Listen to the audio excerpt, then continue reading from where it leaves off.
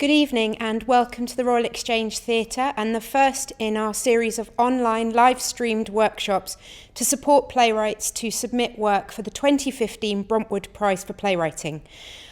You can message us on Ustream or you can send us messages through Twitter at Bruntwood Prize, and Ashley Mackay, who I will introduce you to, will be taking care of the Twitter feed this evening.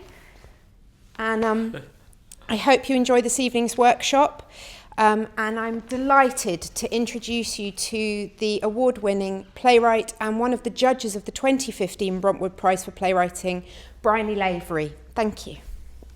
Hello everybody, welcome to University Challenge. I'd like to start off by asking everybody who's joining this to say who you are. Hello, I'm Kieran Hodgers. I'm Louise Walwyn. Joshua Valmarti. Nikki Norton-Chappell. My name is Alan Cliff. I'm David Murray. And they've been wonderfully brave about agreeing to be in this workshop that I'm trying to run. The workshop's called Getting Started and Creating Theatrical Characters. All in 2 hours. Whether that's going to be possible or not, I don't know. But let me talk about what I think we're going to do. We might veer off if we get some excitement in another area. But here's my intention, is I'm going to talk about what I think playwriting is, first of all. And then I'm going to ask you to do a thing which might seem strange, but I'll take you very carefully through it, and it's not scary and frightening at all, because I want to generate something. Then I'm going to ask you to do 2 pieces of writing. One is a sort of follow-on from the other. The first one's one thing, the second one's another, and then we're going to have a look at what we've created and see how that works. Is that clear? Okay, so to begin, I always do this rather dreary talk about the spelling of playwright. It's play first of all, so we're sort of going to play. And it's write, W-R-I-G-H-T, and I feel very comfortable that the only words that have that spelling at the end are shipwright, arkwright, wheelwright, plowright. Have I missed any out? Cartwright. But what they're all about, making vehicles that carry things. And I feel much more comfortable thinking of myself as making a structure that carries lighting, design, everything, rather than thinking, oh, it's a novel or it's poetry, sort of. But I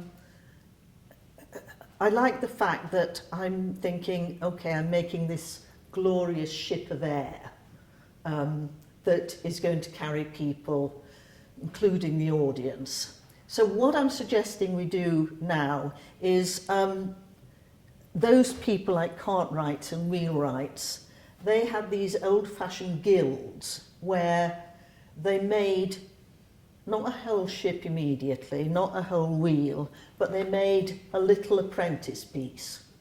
So that's what we're going to do, is make one of those and then look at it and see if we can expand it or if we can do something with it. Is that clear? Okay, so this is how I think I write. This is how I think I get started, okay? So the first thing I'm going to do is the spooky thing.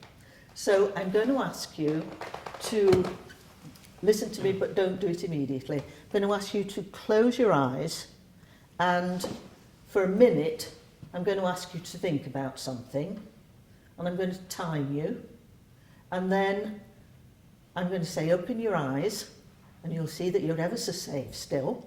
And then I'm going to ask you to close your eyes, and I'll give you another instruction for a minute. Everybody prepared to do that, yeah? And all I want you to do is kind of observe what goes on in your brain, okay? So, we're ready to go? All right, close your eyes, and when I say go the next time, what I want you to do is spend a minute thinking about a white elephant. Go.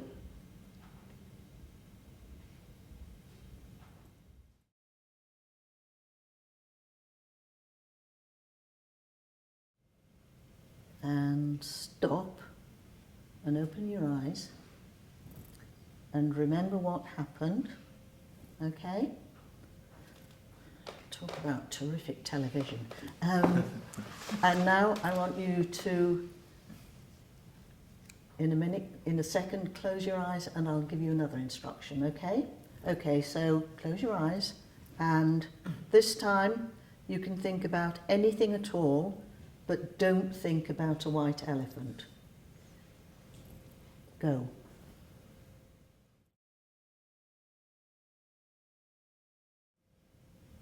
And stop and open your eyes. Okay. Interesting? Okay. Who wants to go first? First of all, just tell me about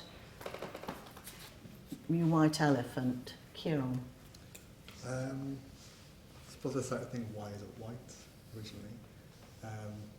Say again, sorry. Why is it white, like really bright white? Right. And then, like, you know, the Festival of Colour where they throw dust in the streets, maybe that's part of it. And maybe the elephant ends up being in a circus later on. It's very sort of warhorse story. How much, like, who bought the elephant? They constantly make it white after this one instance when they saw it. Yeah. That was kind of just where I got to, really. Great. Louise. That's interesting about colour. It was a female elephant and she was looking for her colours, and I was seeing bright colours, strangely, but she also had a handbag. In her trunk?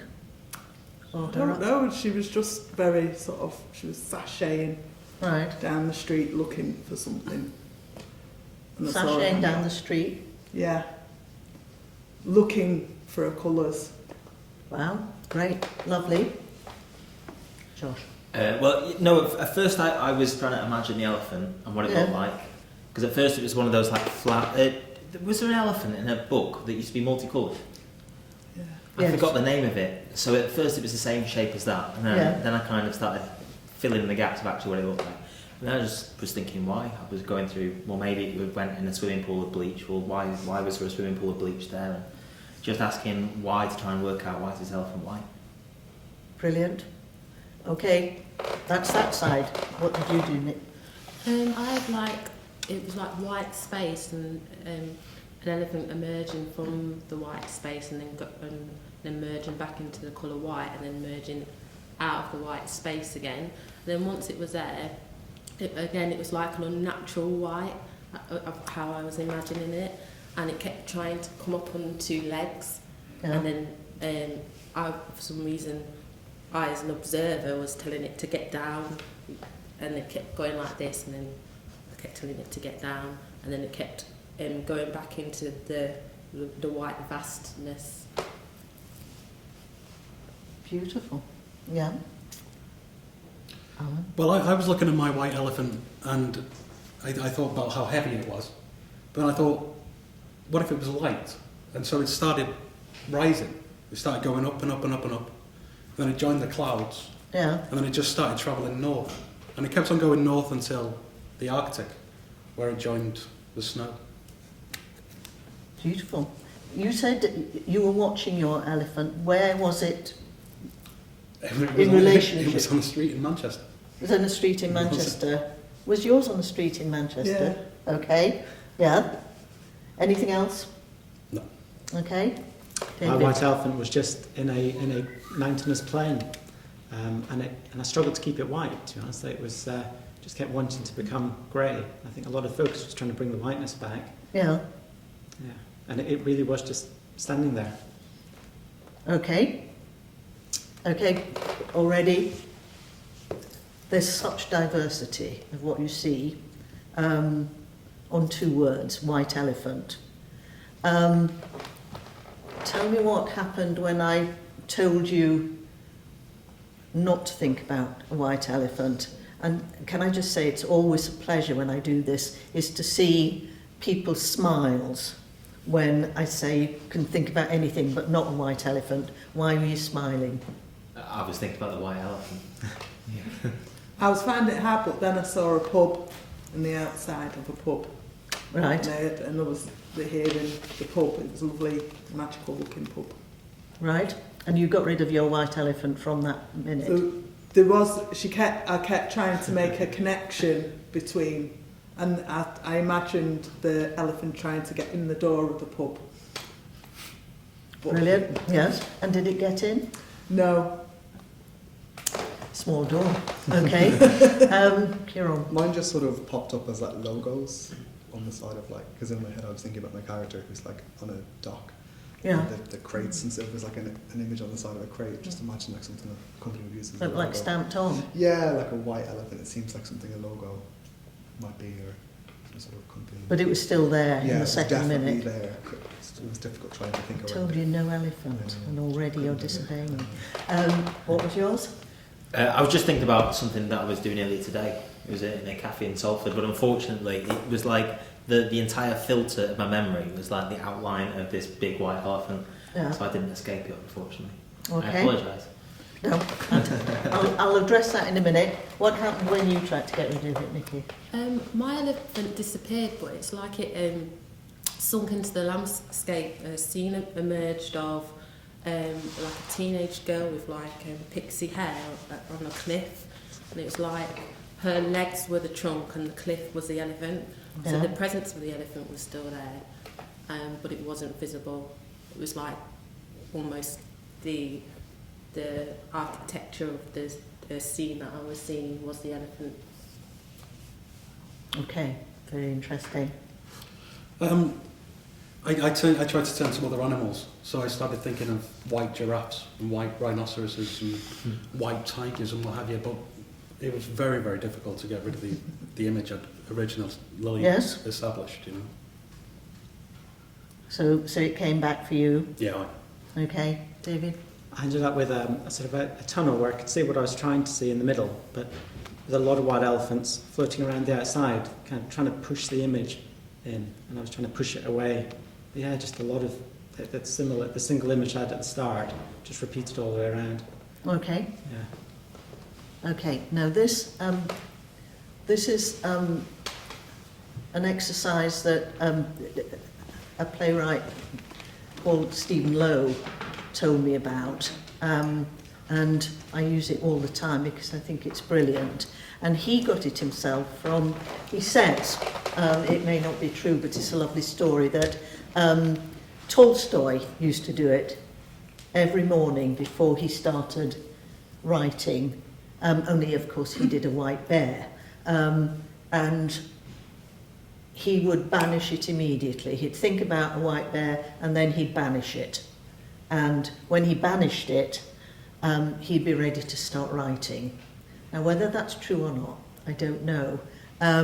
But what I think it is, it's wonderful to me is that I don't know any of you, but immediately I see into your brains, and in a minute, it is amazing how much work you do.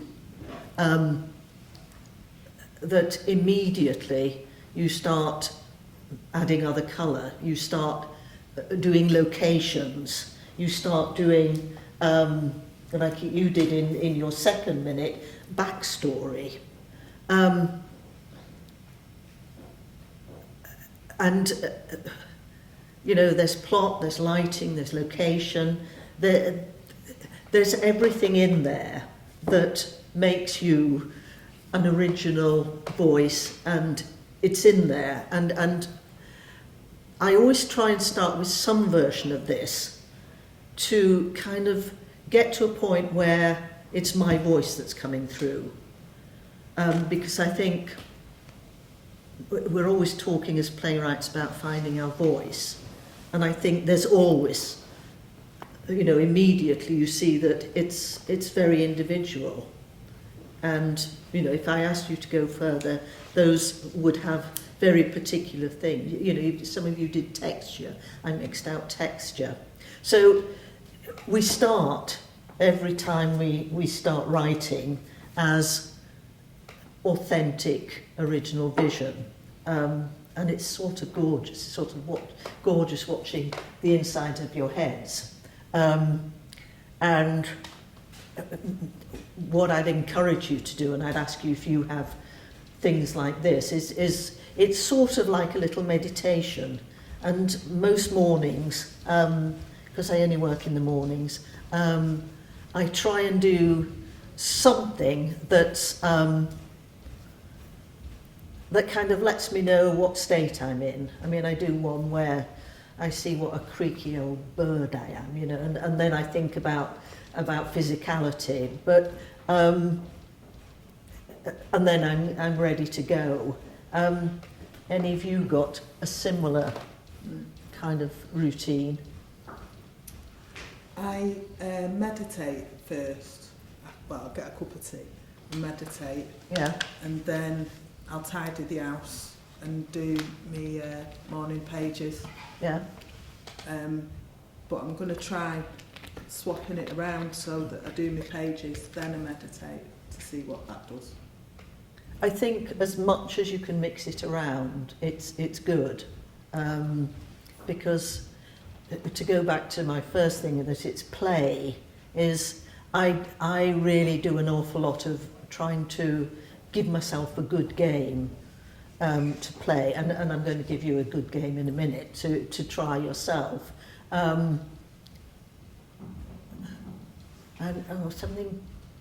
Sorry, what I forgot to say was about the disobedience of the brain, is that, a lot of the time you resisted what I told you, and it's quite good to pay attention to what isn't going away of your head, because that'll be the bit you might be connecting with your emotions that you're going to use, or your particular thing that's jerking your chain. And when you put it with a story, it kind of gets interesting and sets fire to it.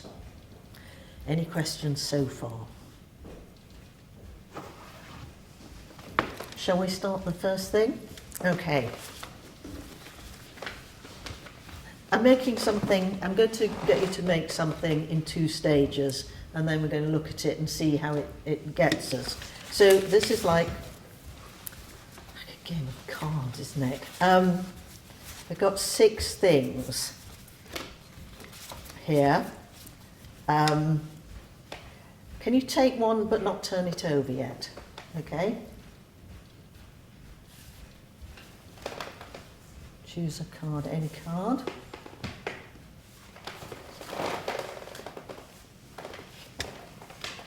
Okay, and put them down, and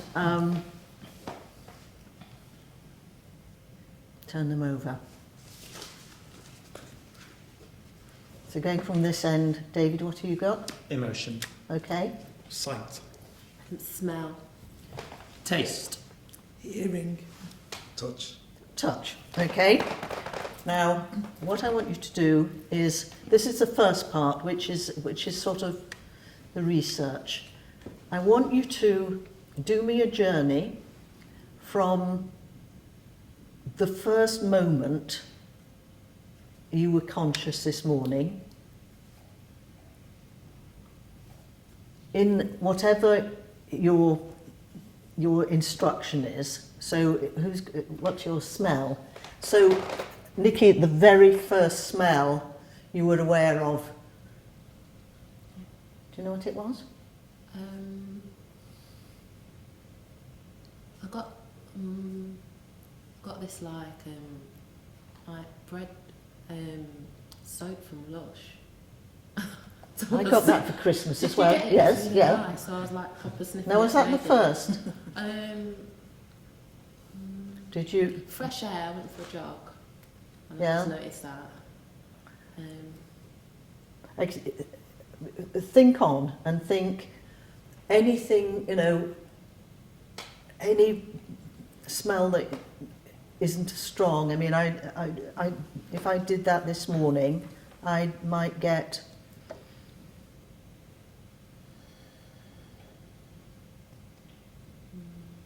actually mine might be Lush because it's when I went downstairs. But what I want you all to do is to do a journey, and it's just a list. So, you know, it might be, if you've got hearing, it might be, for me, Radio 4, wind,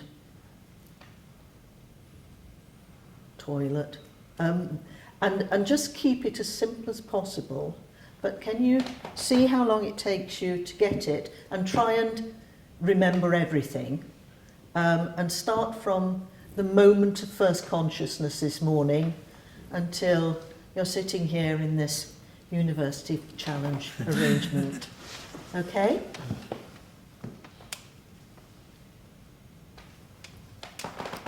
And I'm going to give you 10 minutes, so we should take a pause here, yeah? From live streaming.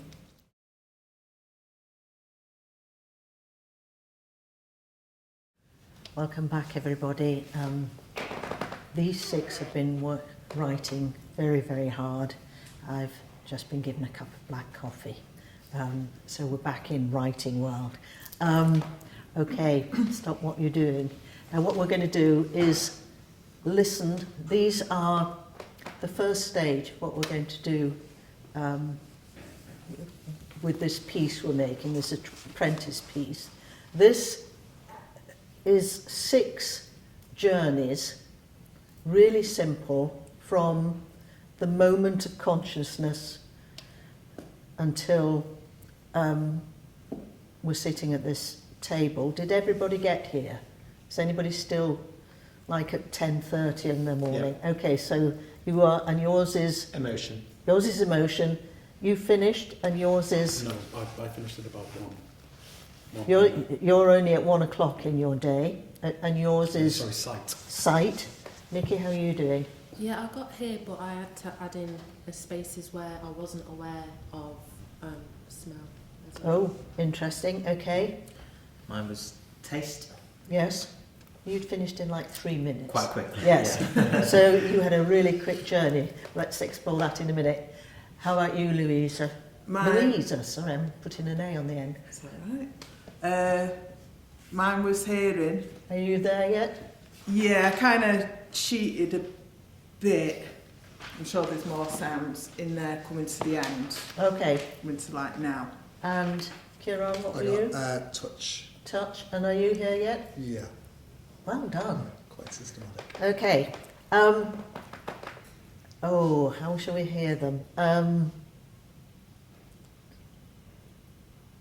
Let's have sight first. Okay, and just... Okay, this is how Alan got here today. Alarm clock, hands, bed covers, walls, floor, laptop, bedroom, curtain, driveway, snow, more snow, door, hallway, kitchen, kettle, tap, tea bag, cup, Frosty's fridge, milk, spoon, imagination / wall, laptop, news, Google, emails, etc., words, imagination, radiator, hallway, stairs, landing stairs, bathroom, toilet, shower, towel, razor, shaving foam, tap, mirror, myself, clothes, door, stairs, landing, door, kitchen, dad, television programme, table, bench, oven, time, windows, outside, toaster, beans on toast, brown sauce, knife, fork, kettle, tap, tea bags, cup, spoon, door, hallway, stairs, table, door. And that's about 1 o'clock. Wow. And think there's a lot of gaps in there as well, I'm afraid to say. If you didn't know it was his journey, would you get a character from that? If he's now a character, who would he be? What would you know about him? He likes beans on toast. He likes beans on toast. You'd have a real sense of place in terms of the house. Place, yes. I mean, is that an urban place or a rural scene? Felt urban to me. Yeah. It's a house in, well, it is in a rural area. Yeah. I'm afraid now. It's the Frosties. But you know it's modern. Will you do it again, please? Alarm clock, hands, bed covers, walls, floor, laptop, bedroom, curtain, driveway, snow, more snow, door, hallway, kitchen, kettle, tap, tea bag, cup, Frosties, fridge, milk, spoon, imagination, wall, laptop, news, Google, emails, etc., words, imagination, radiator, hallway, stairs, landing stairs, bathroom, toilet, shower, towel, razor, shaving foam, tap, mirror, myself, clothes, door, stairs, landing door, kitchen, dad, television programme, table, bench, oven, time, windows, outside, toaster, beans on toast, brown sauce, knife, fork, kettle, tap, tea bags, cup, spoon, door, hallway, stairs, table, door. It's great. I mean, this is the first process, but I love things like you suddenly think, Dad, suddenly appears in it. There's something very engaging and already theatrical about it. Okay, sight. Let's have hearing next.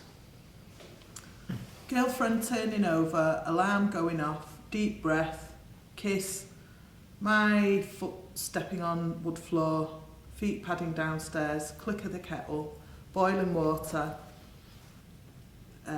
filling cup, teaspoon, running back upstairs, cup put down, toilet flush, tap, footsteps, kiss, hello, light click, tea drinking, goodbye, own voice in head, footsteps dashing, kettle, sink filling, plates, cutlery, iron, bath filling, clothes, zips, boots, door slam, lock, hellos, men on bus chatting about spiders, thanks bus driver, train pulling in, Patty Smith, pen writing, train door, wind, car beeps, taxi door, happy new year, everyone talking at once, catching up conversations, bus door closed, Patty Smith, train door, announcements, feet trying to break the ice, where's the pen section, eating, footsteps, Josh humming.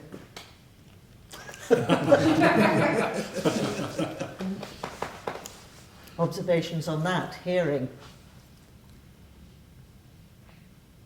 There's lots of different stimulus, isn't there?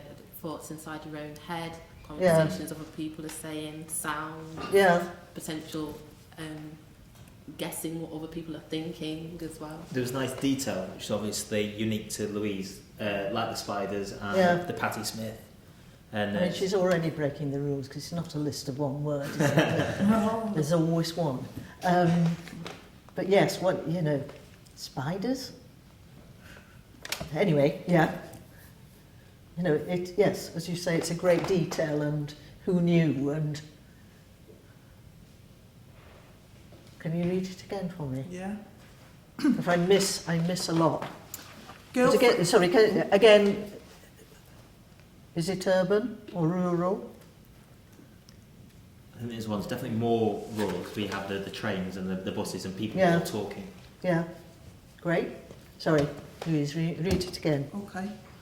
Girlfriend turning over, alarm going off, deep breath, kiss, my foot stepping on wood floor, feet padding downstairs, click of the kettle, boiling water, filling cup, teaspoon, running back upstairs, cups put down, toilet flush, tap, footsteps, kiss, hello, light click, tea drinking, goodbye, own voice in head, footsteps dashing, kettle, sink filling, plates, cutlery, iron, bath filling, clothes, zips, boots, door slam, lock, hellos, Men on bus chatting about spiders. Thanks bus driver. Train pulling in. Patti Smith. Pen writing. Train door. Wind. Car beeps. Taxi door. Happy New Year.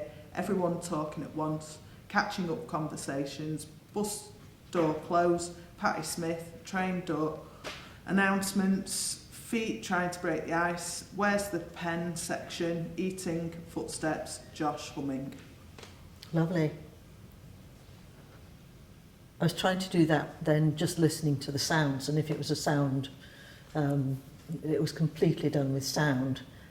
Do we have a preference of, this is a little bit, has more detail around it than this? On this one, did we feel we needed any more to get the gist? No. I felt that was enough. Yeah, Gave me a picture. yeah. I'm wondering, not on this, but I wonder if you took it down, what you would take out. Would you take anything out? I started to edit it, Yeah, but you know, I was, yeah. because I forgot about the one word rule. So Where do they get these people? I know. I'll leave. But it's very nice because it begs the question. What have we got next? Sorry, I'm asking. Does anybody want to ask a question or make an observation? Because I'm just going. I was going to say that sound's always quite an interesting one because I think it's quite evocative in terms of like the images, because something has to create the sound. Yeah. For the noise to be produced, there's like a great sense of action and place Yeah. that maybe sight doesn't provide, because it's quite a superficial. You see something, that's it. Yeah. Whereas there's a lot more. There's actually something has to happen to make a sound. Good thought. Yes. And on that, let's go on to taste. Taste. My list is quite short. Okay. Beer, saliva, honey, crunch, sugar, milk, water, mint, water, orange, tangy, sweet, saliva, banana, smooth, chocolate, milky, saliva, coffee, bitter, coffee, even more bitter, saliva, milky saliva, cheese, meat, flaky, mushy, fizz, water. You started your day with beer. No, it's just, if you've had a few of the evening previous and you get that sort of... No, I don't know what you're talking about. But I suppose if I hadn't just said that, you might think, obviously, that... Well, sort of no, drip I'm on. wondering, yes. Do it again for me.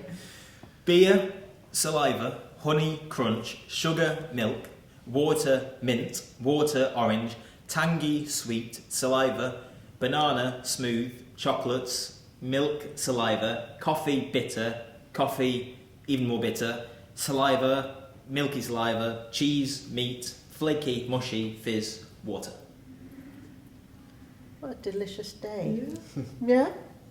How does it feel? How does that feel as a list? I like the use of saliva because it's not something you think about. It makes it really bodily rather than just the awareness of it. It's quite interesting. It also puts me very firmly as an audience member inside his mouth, which I don't know. But that's kind of interesting. It's the perspective of where you are for all these things. It made me think, ooh, was that him kissing someone, or was that his own, what? Because it was gave me only a that one question. word, it was difficult, because sometimes saliva, it can be, as like you say, like kissing someone. But then later on, it was kind of saliva as in when you've just eaten something and you can taste that thing sort of linger in your mouth a little bit. But I didn't know how to reduce that to one word. So would you have liked more words? Yeah, because I probably would have described then Yeah. the sort of taste that was still hanging about. Okay, yeah. Obviously Because not really very pleasant think, thoughts to think about, but it I was. think, yes, certain words do conjure absolutely the taste, but others are a little bit more complex, aren't they? Mm. Great stuff.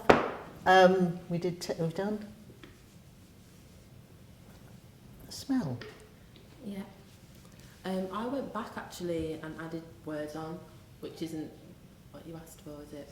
So I'll just do my original. I'll just do my original. But I think I did that because I think there were quite moments, because I love smelling things. Yeah. So I get a bit into No, it. I'm really happy when you kick off, because because it's a workshop. You think, oh, I didn't do that, and other things come and we can discuss it. Okay.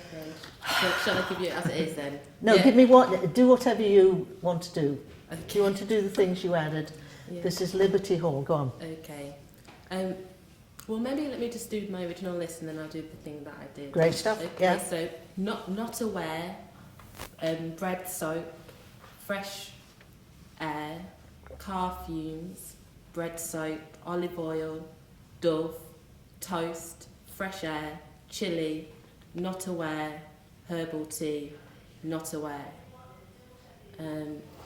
Not aware, bread soap, sweet, grainy, wholesome, fresh air, sweat, cold, car fumes, metallic, dense, bread soap, sweet, grainy, wholesome, olive oil, earthy, Dove deodorant, smooth, refreshing, creamy. It's like an advert, Dove. Toast, warm, moorish, grainy, fresh air, cold, thin, energy, chili, tomato, beefy, not aware, herbal tea, berries, floral, not aware. I love that not aware. It's I start making up all sorts about that, about why you're not aware. There's a great advert here for product placement. Yes, I know, she's, going to get a lot of money for her. Yes. So that was the one without? Or the one you added? So. I added, the descriptive words after, because I just started remembering the different moments quite distinctively. Lovely. Can you do it again? Because my favourite is always the taste and smell, because most evocative somehow. Go on, do it again. Not aware, bread soap, sweet, grainy, wholesome, fresh air, sweat, cold, car fumes, metallic, dense, bread soap, sweet, grainy, wholesome, olive oil, earthy, Dove deodorant, smooth, refreshing, creamy, toast, warm, moorish, grainy, fresh air, cold, thin, energy, chili, tomato, beefy, not aware, herbal tea, berries, floral, not aware. Lovely. Any observations? When you're saying not aware, don't mind, sorry. Yeah. Is it a smell that you don't recognise? Not aware of smell. So like I had that floral tea when we started, and I was like all up in the tea, like, oh, it's gorgeous, and then I wasn't acknowledging any smell after that. Oh, right, okay. So I think that's fair enough, because it made me think what's smell in here, and it's not until you raise that you think, yes, there is a smell in here. And it's a wood floor smell. But I certainly wasn't aware of it until I consciously thought of it. Well, I was coming from London, I was on the tube, and I was kind of doing this. I was thinking, does this tube smell of stuff? Before, you actually get next to a person and then that person smells, and then I tried to describe it, and then I thought, oh, I'm just setting the questions. I don't have to, I'll ask these guys. But hold the thought of these two, because I think they become very useful. We've got one more before emotion, haven't we? Which touch. Is touch. Okay. What did you get here on your journey? Yeah. Okay. I found it quite just like systematic, really. Go on. Okay, so this is touch. Warm duvet, cold floor that needs a sweep, clothes on skin, metal keys, colder air, numb palms, warm dry office air, coffee, notebook, keyboard, handshake, freshly printed paper, train seat not quite right, metal coins, fresh ticket, intercom, more coffee, warming cup, comfortable chair, hand on chin, handshake, pressure of pen between fingers, card, elbows on table, dried ink on page. That's lovely. I love the touch one. Do it again. Warm duvet, cold floor that needs a sweep, clothes on skin, metal keys, colder air, numb palms, warm, dry office air, coffee, notebook, keyboard, keyboard, keyboard, handshake, freshly printed paper, train seat not quite right, metal coins, fresh ticket, intercom, more coffee, warm and cup, comfortable chair, hand on chin, handshake, pressure of pen between fingers, card, elbows on table, dried ink on page. It's lovely, and why it's always wonderful to me is because it starts doing action in the simplest way. So just do the first 5 or 6. Warm duvet, cold floor that needs a sweep, clothes on skin, metal keys, colder air. The character wakes up, gets up, put on, and leaves the place with his keys. It's lovely. Great. We've got emotions. I tell you why I've forgotten this is because it's the first time I've added this. Because I wanted to see what it would do, and there were 6 of you. So, did you get here in emotions? No, I got to about 10:30. Okay, so this is, normally we think that, a character is made up of emotions. So let's see what this character felt on this journey. Okay.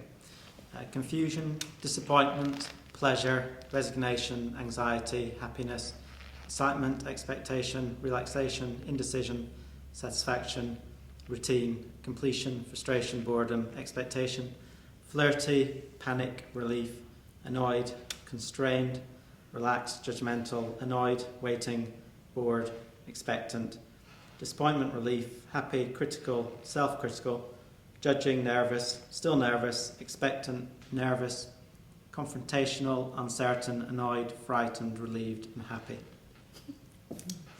You finally got to happy. I got to happy then, yeah. +10. Crikey. That's it's like a Jack Tatty film, isn't it? Or, Yes. there's so many states to go in. Do it I again. think emotions can change quite quickly, can't they?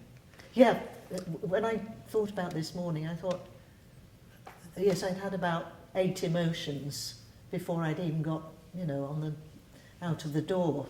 So go on, do it again. Confusion, disappointment, pleasure, resignation, anxiety, happiness, excitement, expectation, relaxation, indecision, satisfaction, routine, completion, frustration, boredom, expectation, flirty, panic, relief, annoyed, constrained, relaxed, judgmental, annoyed, waiting, bored, expectant, disappointment, relief, happy, critical, self-critical, judging, nervous, still nervous, expectant, nervous, confrontational, uncertain, annoyed, frightened, relieved, and happy. Surprising we get out of bed some days, isn't it? that you're having all those emotions. I think that's true, although I suspect while I was doing this, I thought actually you remember the more significant emotions. So you remember the things that are perhaps less mundane, less routine. Yeah.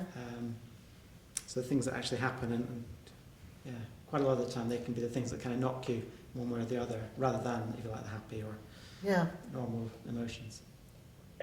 Yes, I suspect this is going to be very useful. Any observations before, or questions before we go on to part 2 of this? Sort of straightforward, isn't it? It's simply about, it's just one of the strategies I use for getting to something I want to remember. I'll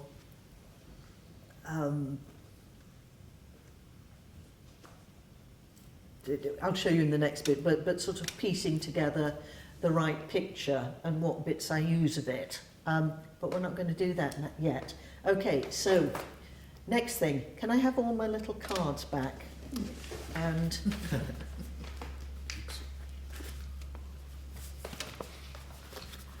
I'm going to shuffle them, and to let these people have the first go. Just choose, and if you've had one of them, the same one, put it back. Okay.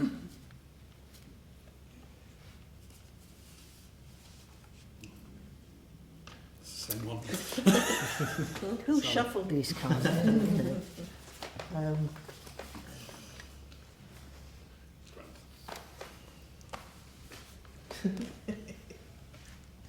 more about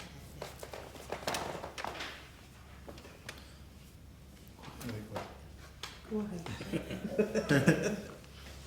Okay, turn them over. Okay, now, that was, you can actually recall that because that happened to you, right? Now I'm going to push you to do the next thing, which is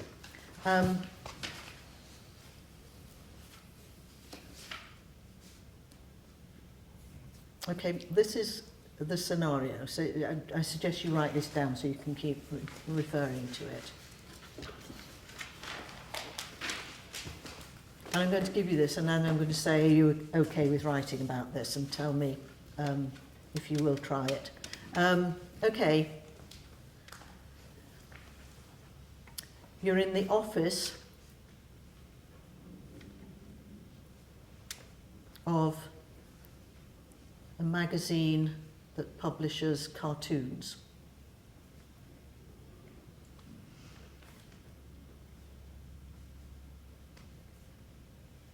You're in the middle of a busy capital city in an early cold January.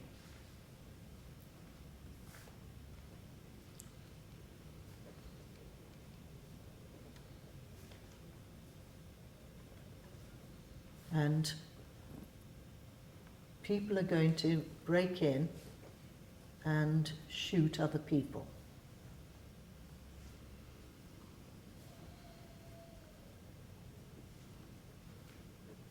Okay, and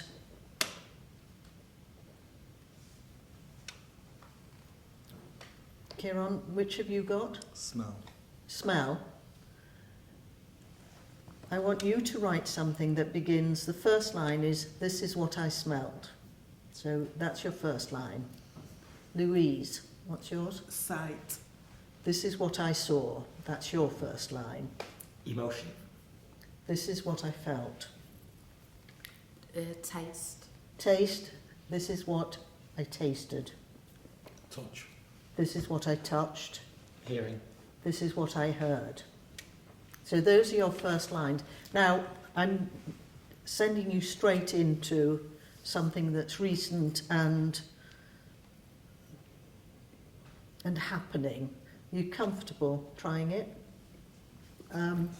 We'll see how it feels, yeah? And so now you're going to try and imagine what are the... you're moving from fact to actually you're now becoming writers of fiction, but see how, explore it and see what you get. And it can be as long or as short as you like. And we're going to start and give you about 10 minutes and see where you get.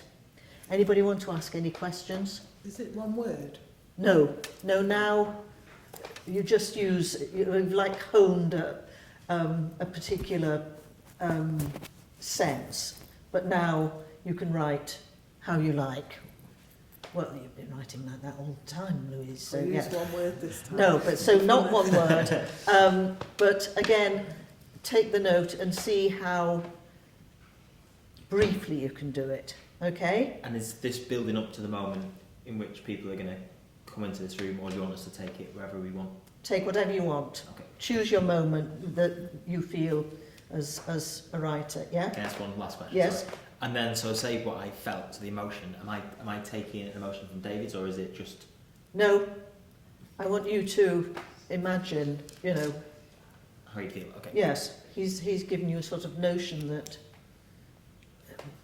I don't know. You have to go imaginatively and think.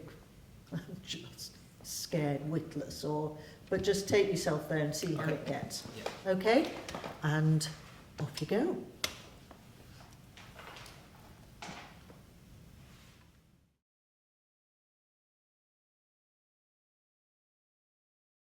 Welcome back to our writers' workshop.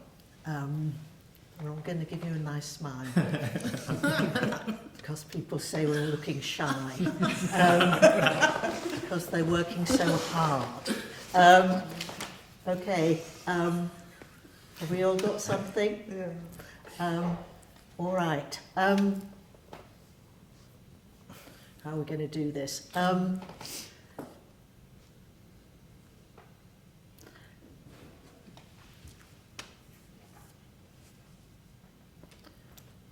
I want you to imagine there's a bare stage.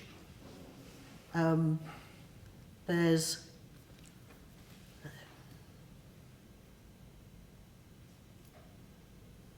six people on stage.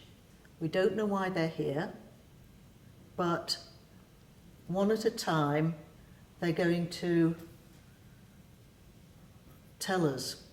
Okay? Does that make sense? And I'm not going to say you. I just want you to choose your moment, kind of agree, yeah? So, in your own time.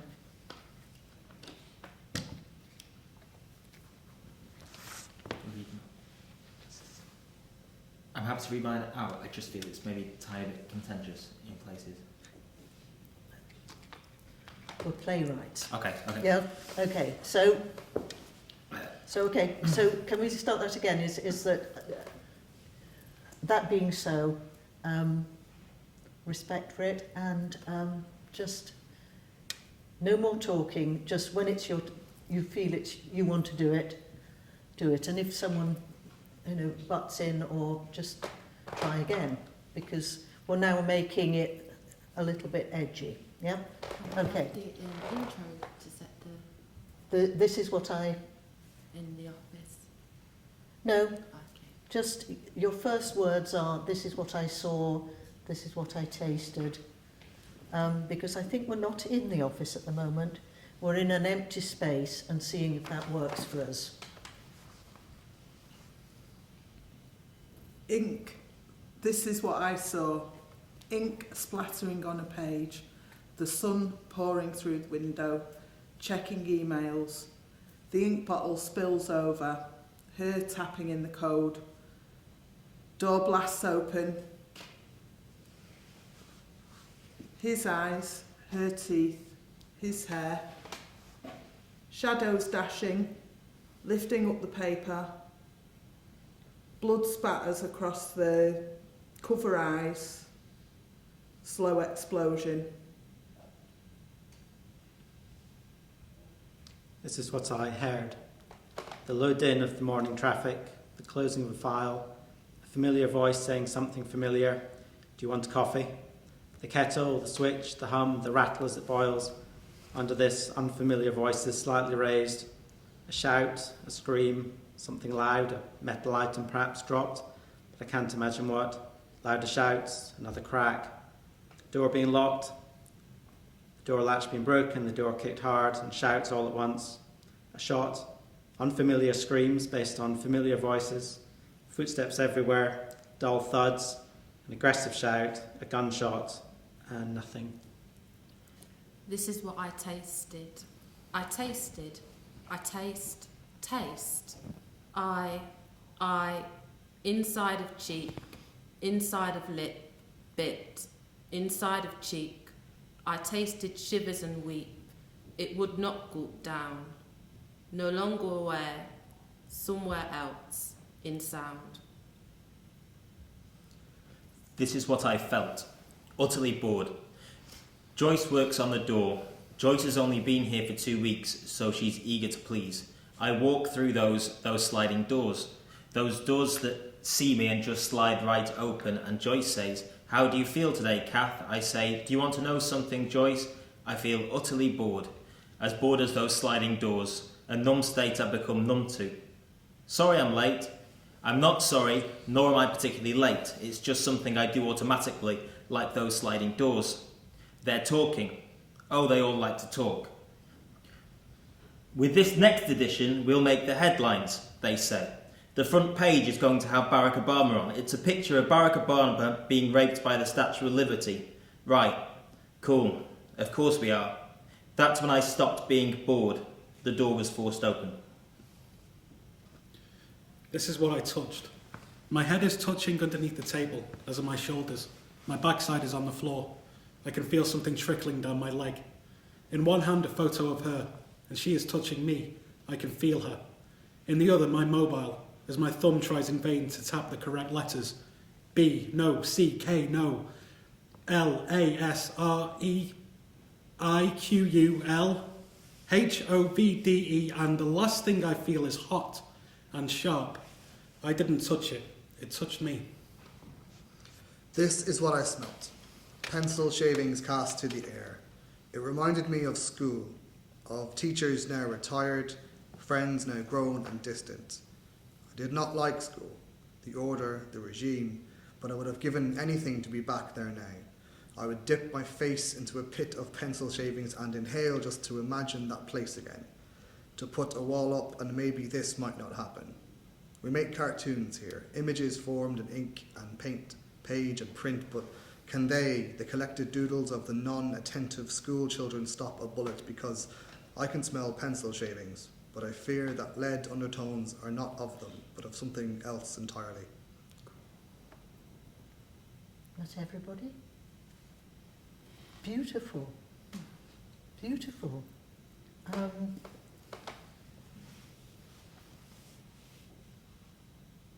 want to hear it again, but I wonder if, as a group, you want to move them around or not. Does anybody have I mean, if nobody has a strong feeling about it, I want to hear them again. For people to read them? What do you mean? Sorry. I mean, if you think you should go first, or if you have any opinion about that. I mean, I have. I say mash it up again. Shall we mash it up again? Sure. Well, let's try it again with another one, and then I'll talk about what I think they are. Yeah. So again, take two, and don't be afraid to stop, because I think there's a huge amount of detail and stuff for somebody to take in. And then we'll talk about what we think if we didn't know what this was, etc. So, same thing. And read it as beautifully as you did last time, everybody. This is what I touched.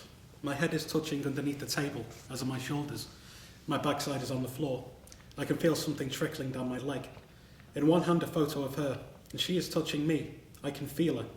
In the other, my mobile, as my thumb tries in vain to tap the correct letters. B, no, C, K, no, L, A, S, R, E, no, Q, U, L, H, O, V, D, E, Y, and the last thing I feel is hot and sharp. I didn't touch it. It touched me. This is what I heard. The low din of the morning traffic, the closing of a file, a familiar voice saying something familiar. Do you want a coffee? The kettle, the switch, the hum, the rattle as it boils. Under this, unfamiliar voices slightly raised. A shout, a scream, something loud, a metal item dropped, perhaps, but I can't imagine what. Louder shouts, another crack, the door being locked, the door latch being broken, the door kicked hard, and shouts all at once. A shot, unfamiliar screams based on familiar voices, footsteps everywhere, dull thuds as things hit the floor, an aggressive shout, a gunshot, nothing. This is what I smelt. Pencil shavings cast to the air. It reminded me of school, of teachers now retired, friends now grown and distant. I did not like school, the order, the regime, but I would have given anything to be back there now. I would dip my face into a pit of pencil shavings and inhale just to imagine that place again. To put a wall up and maybe this might not happen. We make cartoons here. Images formed in ink and paint, page and print. But can they, the collected doodles of the non-attentive school children, stop a bullet because I can smell pencil shavings? But I fear that lead undertones are not of them, but of something else entirely. This is what I tasted. I tasted. I taste. Taste. I. Inside of cheek. Inside of lip. Bit. Inside of cheek. I tasted shivers and weep. It would not gulp down. No longer aware somewhere else in sound. This is what I felt. Utterly bored. Joyce works on the door. Joyce has only been here 2 weeks, so she's eager to please. I walk through those sliding doors. Those doors that see me and just slide right open. And Joyce says, "How do you feel today, Kath?" I say, "Do you want to know something, Joyce? I feel utterly bored. As bored as those sliding doors, a numb state I've become numb to. Sorry I'm late. I'm not sorry, nor am I particularly late. It's just something I do automatically, like those sliding doors. They're talking. Oh, they all like to talk. With this next edition, we'll make the headlines, they say. The front page is going to have Barack Obama on. It's a picture of Barack Obama being raped by the Statue of Liberty. Right, cool. Of course we are. That's when I stopped being bored. The door was forced open. Ink splattering on a page, the sun pouring through the window, checking emails. The ink bottle spills over, her tapping in the code. Door blasts open. His eyes, her teeth, his hair, one by one, diving under.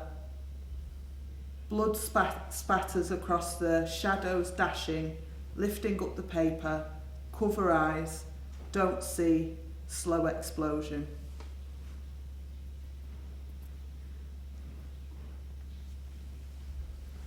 Is that everybody? It's lovely. Okay, I'm going to do something now. Before we talk about it, in the scene I'm making of your stuff, okay?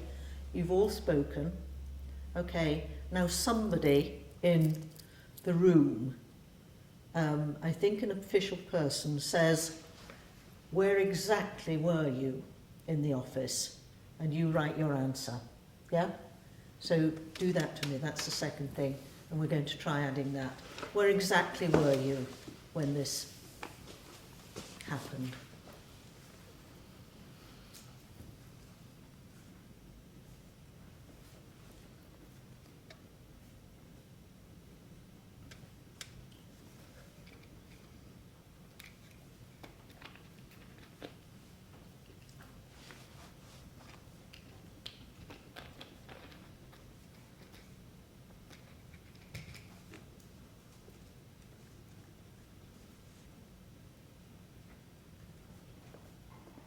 And put your pen down as soon as, because we're not going offline, we're just writing in the moment.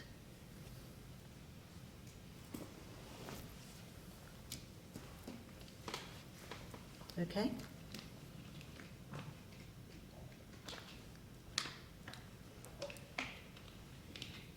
So somebody, the same thing, I'm going to be the person, and when I ask you, decide what order you want to answer, and see if that gives us a little buzz, right? Okay. Where exactly were you when this happened? I was sitting at my desk, quite close to the door of the cartoon drawing room office. I wasn't in my office. I rarely am what we're running around. I was in the editor's with the glass screen between us. Sat on the far end of a long table to the left of a woman in a black and white suit, leaning my head right to face the projector. I was stood up looking at the kettle unboiled. I was under my office desk. I was sat at my desk with the best view of the river.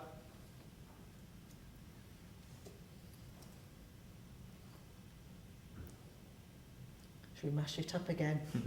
Okay, and is there, you see, I'm starting to make a story, you know, I'm thinking who I mistrust or, you know, who's raising doubt in me. Okay, so decide if you've got something to hide or not, and that being so,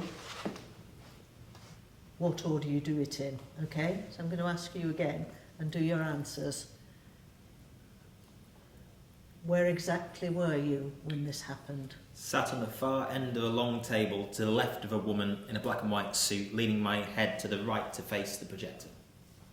Sitting at my desk, quite close to the door of the cartoon drawing office. I was under my office desk. I was stood up looking at the kettle unboiled. I was definitely sat at my desk with the best view of the river. I wasn't in my office. I rarely am while we're running around. I was in the editor's with the glass screen between us. Ooh. Okay. Talk about how that feels and whether that brings anything up or was enjoyable or terrible or what. How did it feel when the first time when you just heard it, all of them for the first time? Did it feel like a scene? Talk about leading the jury. Can I talk about my decision? Yes. I wasn't sat there. I was definitely somewhere else, but I was getting out of the line of fire. Yeah. I kind of knew you were like but you see how it immediately becomes, it enriches and deepens because it just, some sound so honest and some sound too honest. And already there's like unfolding of dramatic tension, like what happened in that closed room. So you're doing a, classic closed room scenario, which I didn't think about honestly until I heard your lovely accounts. What else? Tell me anything else that occurred to you, or felt good, felt bad. I thought it was quite. It was interesting to work with a character who was under so much pressure immediately like that, to be given that kind of scenario. Because I think it's important that to follow a character's journey, I think there has to be a certain amount of pressure put upon them, and to see how they react in that scenario. Yeah. It's like having your character there, Yeah. and then having the walls like this, Yeah. and seeing Exactly. how Yeah. they might push away. So it was interesting to observe. Were you conscious you were writing a character? I think I was. I think I was removed from myself. Yeah. Yeah. Yes, it does feel like that. Good. Anything else? Read yours. I thought you were suspicious, Nikki. Yeah, this is what I tasted. I taste that bit. Yeah. This is what I tasted. I tasted. I taste. Taste. I. Inside of cheek. Inside of lip. Bit. Inside of cheek. I tasted shivers and weep. It would not gulp down. No longer aware. Somewhere else in sound. I think there's something being withheld. I mean, what I love is the perspective. Is there's just the picture is just of that mouth and nothing else. And I think that's brilliant. It's just that and I don't know whether it's fear or what it is, but I know it makes me anxious in a good way. That's it. Anything else?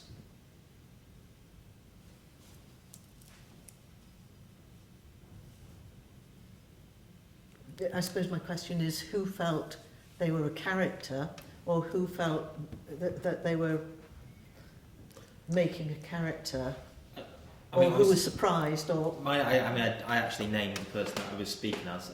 I think to an extent I did feel I had to remove myself from the situation, because it's very difficult to talk about something so close that is so horrendous, and pretend that I could ever know what that feels like.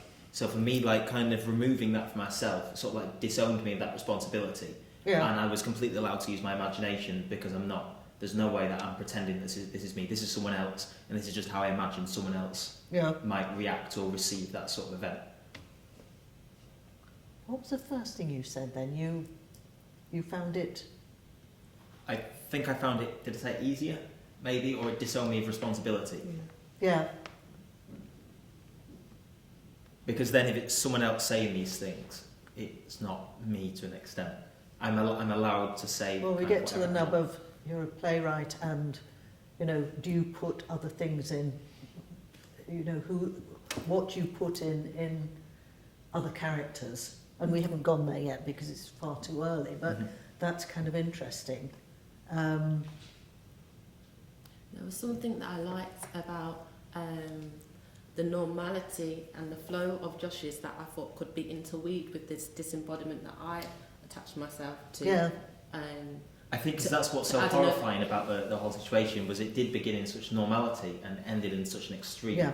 So when you juxtapose those two things, then you kind of understand the second thing by understanding the first. Yeah. Yes. So it'd be good to kind of mix it up within the text. What did that person have for lunch? Is there definitely jam donut amongst that despair or that fear starting to bubble up? Yes, and whether having a jam donut on that day makes you always taste that or whatever. I felt like I was outside of it when I wrote my first line, and then I was sort of... Which was yours? This is what I saw.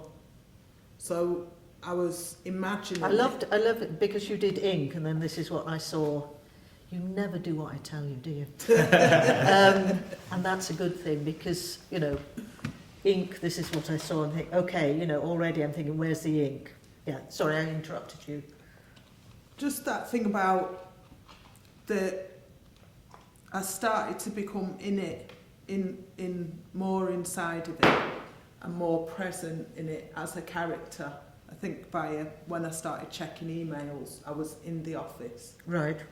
And I started to see the whole office. But it was like I was a witness with the first thing.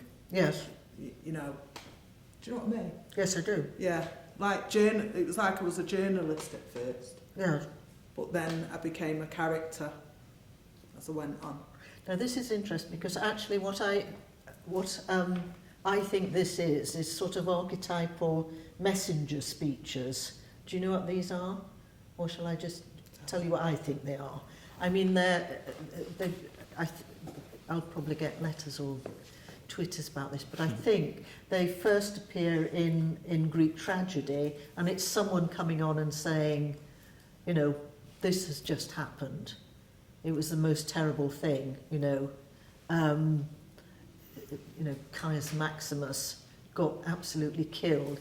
And this is why you've got these two things that I've given you to read, which is, if you read the story of the Bacchae by Euripides, there's a really long messenger speech. The other thing I've got, which I don't think we're going to do, I think we're going to just talk about this, is to look at Mistress Quickly talking about the death of Falstaff, because it's just somebody coming on and saying, this happened. And there's something very potent about it having happened. I mean, do we have, if I'd asked you to, say, just write me the scene in which gunmen burst into an office, would that have excited you or interested you more or less? as writers. It would have given me their viewpoint straight away, and Yeah. I thought it was more interesting and it was terrifying to write from the other point of view. Yeah. But I think it might be good at some point to write from their point of view as well. Well, From the men that burst into the office.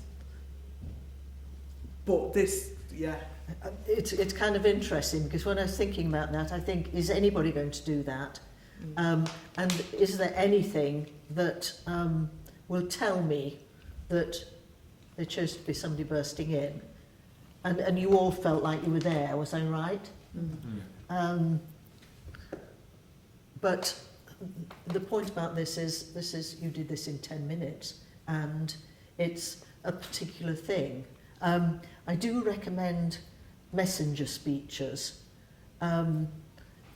just as a way of getting into anything, and putting yourself right at the centre of, you know, I've chosen this subject arbitrarily, but in your individual plays, just thinking, okay, I'm in the cherry orchard that I'm writing.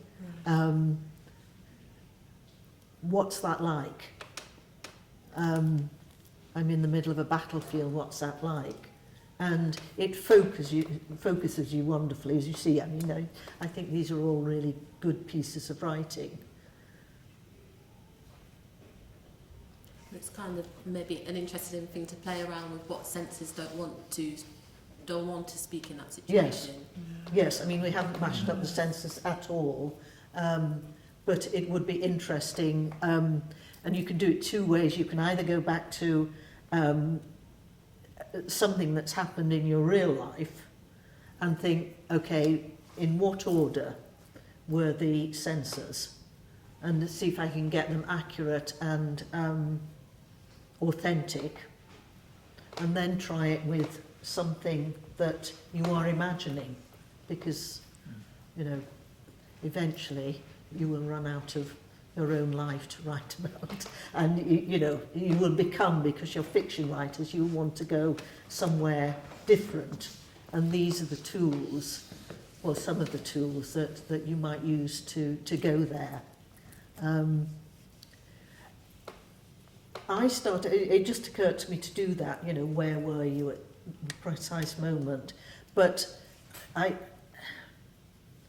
what I was going to say, because I always break my own rules as well, is look at your speeches again, and do any of you get a sense that another character would interrupt with a question or... I wanted to interrupt on Josh's, just to cut in there. Yes. When he was reading it, and that happened twice. Which bits? I don't know, I just thought Well, listen, do it again. You read it and go there. Yeah. Because again, you know, do you mind? No, of course not. Because I think it kind of hones your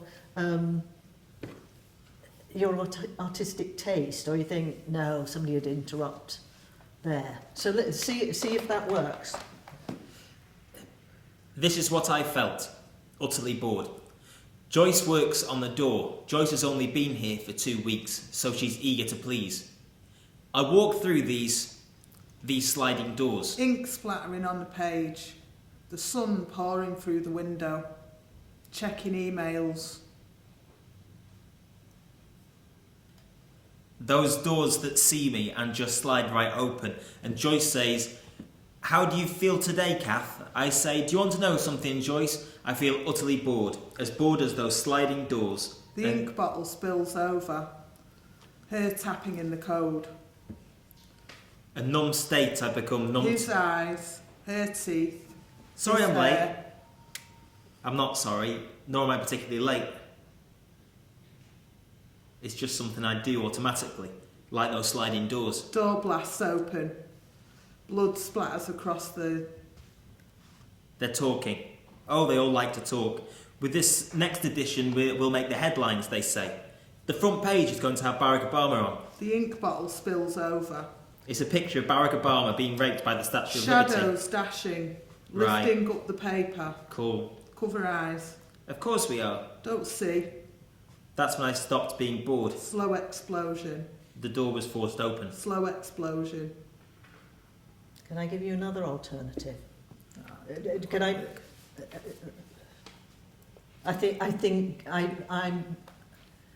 I'm not happy about you having to split that up. However, can you start reading it again? And what I can feel happening here is there might be a nice character that's in opposition. So you try and get through this, and I'm going to be the character that might stop you. Or just keep going, okay? You want me to just keep reading it? Reading it, unless you want to... What you're going to do is, that character is going to ignore me. Okay. And not speak to me. But I'm going to try and have an attitude. Let me just try it. Okay. This is what I felt. Utterly bored. Bored? Joyce works on the door. Joyce has only been here 2 weeks. How long have you been here? So she's eager to please. I walk through those sliding doors. Those doors that see me and just slide right open. I wonder why they just see you and slide open. And right? Joyce says, "How do you feel today, Kath?" I say, "Do you want to know something, Joyce?" I feel utterly bored. Oh. As bored as those sliding doors. A numb state I've become numb to. Sorry I'm late. I'm not sorry, nor am I particularly late. It's just something I do automatically, like those sliding doors. You're a swine, you. They're talking. Oh, they all like to talk. With this next edition, we'll make the headlines, they say. The front page is going to have Barack Obama on. This is you. Yeah. It's a picture of Barack Obama being raped by the Statue of Liberty. How dare you. Right. Cool. Of course we are. That's when I stopped feeling bored. The door was forced open. As you see, I'm a fine actor. But I just feel that character might get up somebody's nose. Definitely, yeah. And a really good actor would have done a much better job than mine. But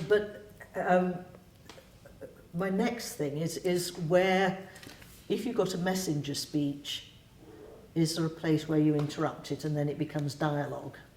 And I think, let me check, we've only got about 5 minutes left, which is why I've included the mistress quickly speech, is that you hear about Falstaff dying and then somebody asks a question about them and it becomes a dialogue. So don't read it, take it home with you, because that's like your goodie bag. Just have one last look at your original speech, and is there just one moment when another character might do something, or there could be a sound, just anything that occurs to you, just one thing, and that's what we're going to finish with.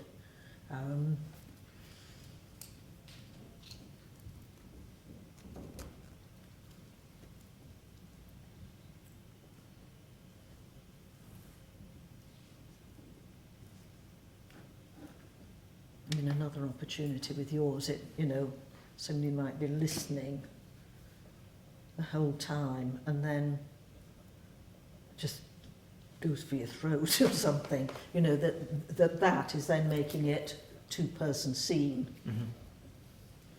Mm-hmm. Let's see if any of you have an idea that you want to try.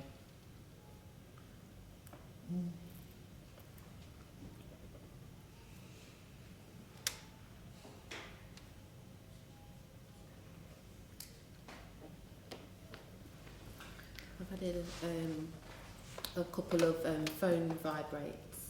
Okay, so will you read yours with the stage directions, please?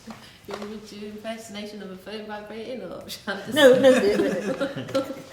you're a playwright, so you'll cop out, but say a phone vibrate, and just give the stage Just directions give the with... sense. Yes, unless you want to do the phone. Yeah, I'll have a go at it. Okay. Yeah, something like that. Okay.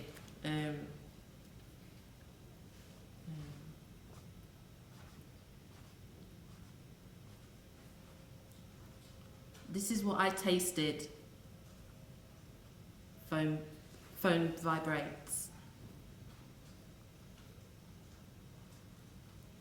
I tasted. Phone vibrates. I taste.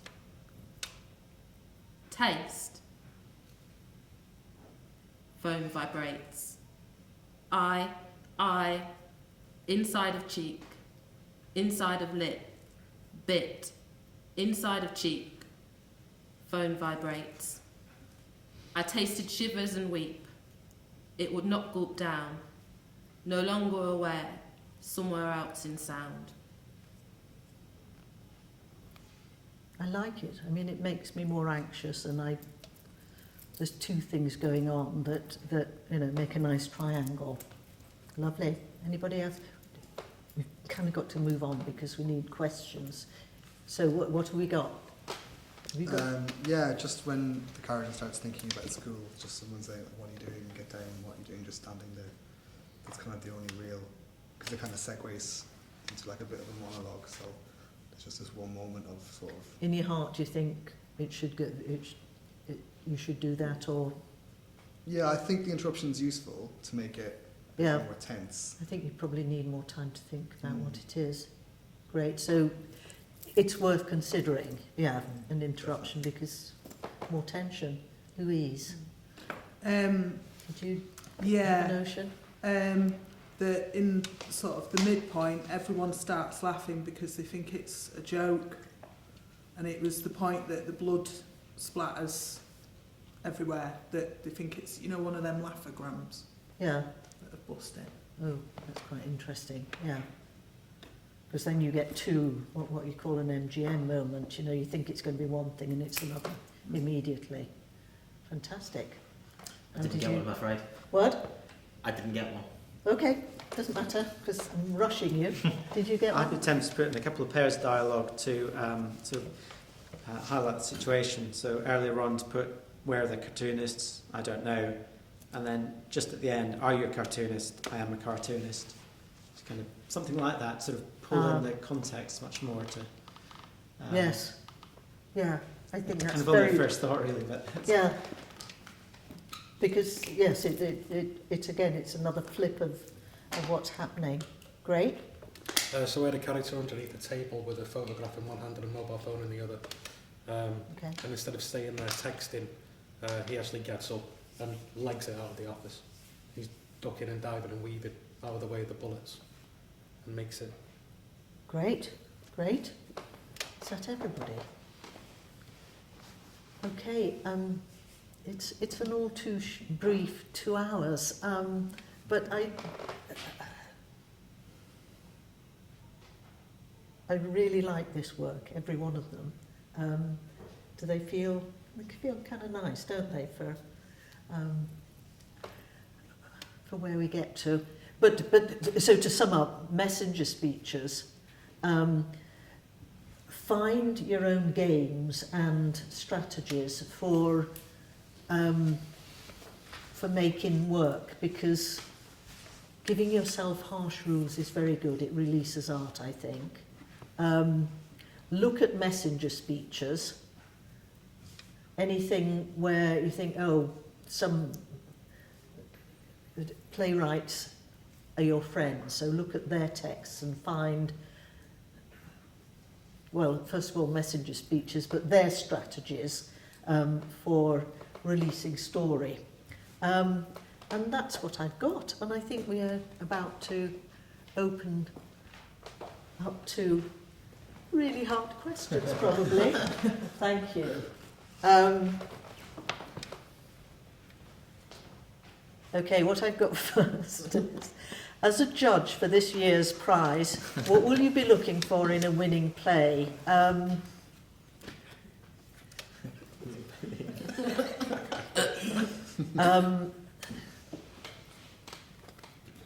I have no idea. The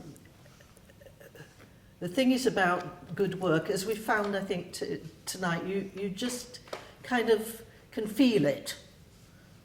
You know when somebody's kind of hit it, and hopefully out there's at least one and probably 6 or 7 plays that you just think, I will be very disappointed if I don't see this play on stage.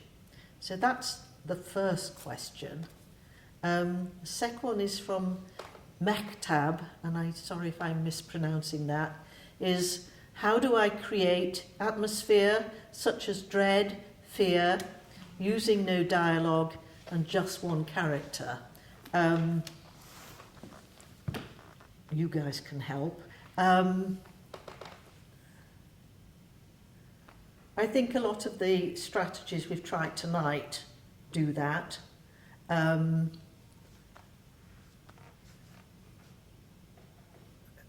Always the just imagining where you are and doing the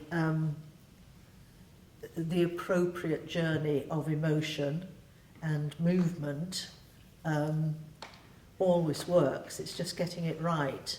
I do another workshop, which is I do a workshop about just writing one word per speech, which tells you how to do dialogue very quickly and leaves a lot of space for acting, but also just trying to write something believable that has no dialogue, because there's an awful lot of life that has no dialogue, and if you imagine it and tell it, it works beautiful. This is Twitter from William. I have thousands of ideas at any one point. How do you isolate one, or do you work on lots?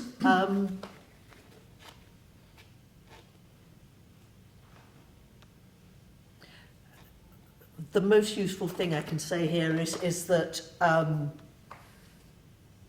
try and put 3 of them that seem very disparate together. Do a scene about one of your ideas, and then find another of your ideas that seems to have nothing to do with this, and do a scene, and then a third idea of yours that has nothing to do with the former 2, and do a scene about that. And I bet you even money that something will start happening, and you're thinking, oh, this story is linked to this, and so you've got one story with another story coming in like, you know, a torpedo into the side of your ship. See how I've come back to that metaphor, and something will start happening. Have you got any answers for these people? I think for William, maybe you could think about which one of the thousands of ideas that you've got, which one is just the most important one. How does he decide it's the most important? Oh, is that what? No, how does he decide? Well, I think there's several questions that you have to ask yourself as a writer to find out which one is the most important one. Have a look out there and see what's been written, see what audiences are looking at today, what they're watching, you know, what's in form, what's in style, and also pick the one you believe you could be the most creative with and go all out there. Great just answer. To flip it, I just learning from like what Wills Wilson said about the most rubbish idea being the best one. Right. Like you could flip that as well. I think do that, but flip it and go for the one that's the most rubbish idea, the one that you think, oh, the definite that I'll keep that as my number 10 idea if I can't write the other 9. Yeah, go for the rubbish ideas. So go for your best one, your most rubbish one. Yeah. I think they're both really good answers, those. Mash them up. I think to split between the two, actually, I would say never underestimate the power of research and the joy in doing research and playwriting. And sometimes an idea in itself might not seem too good, but when you think about the sort of research you can do to find out more about it, it can become really quite an appealing topic to write about. What's the best area of research you've got? into? Genetics. So, genetic memory, things like genetic memory, genetic choice. And that sort of So thing. it's true, I find something that I almost can't understand, Yeah. because if I'm going on that journey, I'm taking everybody, but you could do genetics, that's too hard for me. Any other? I was just going to say, I think it's the one that you think about most. If you're constantly walking around and everything, you might come up with this and come up with that, but it all seems to come back to that same thing. It's that disobedient brain, isn't it? You need to put it, exactly. Yeah, you need to put it down on page and get rid of it. That's just for me though, personally. And honestly, sometimes the two of them, the rubbish idea and the other one, and the research one, does come together and drives you crazy. Any more questions? Then I just want to say thank you very much for coming and trying my schemes. It's been a joy and a privilege to work with you, and I want to see all your work now, but I'm seeing some of you soon, so thank you ever so much. Thank you. Thank you. And thank you everybody out there for watching us. I hope it's been useful and entertaining, and I hope we smiled long enough. Thank you. Can I just take this opportunity to thank the writers for joining us this evening and being the sort of live writers for joining us this evening in the room and being part of this workshop and being part of our first live streamed workshop. And thank you to Bryony Lavery for sharing her ideas and some of her process. And thank you to everyone who joined us this evening. It's been really fascinating for us as our first ever live streamed workshop. So if you have any thoughts or questions or comments having joined us this evening, please do get in touch either through Facebook or Twitter at Bruntwood Prize, or email us at bruntwood.prize@royalexchange.co.uk. And I really hope that you'll join us for our next workshop, which is on the 17th of February at 6 o'clock, which is on theatrical imagery and metaphor, which is with Phil Porter, who was one of the winners of the 2005 Bruntwood Prize for Playwriting. And this is just the start of a whole series. So thank you for joining us, and thank you so much again for this evening.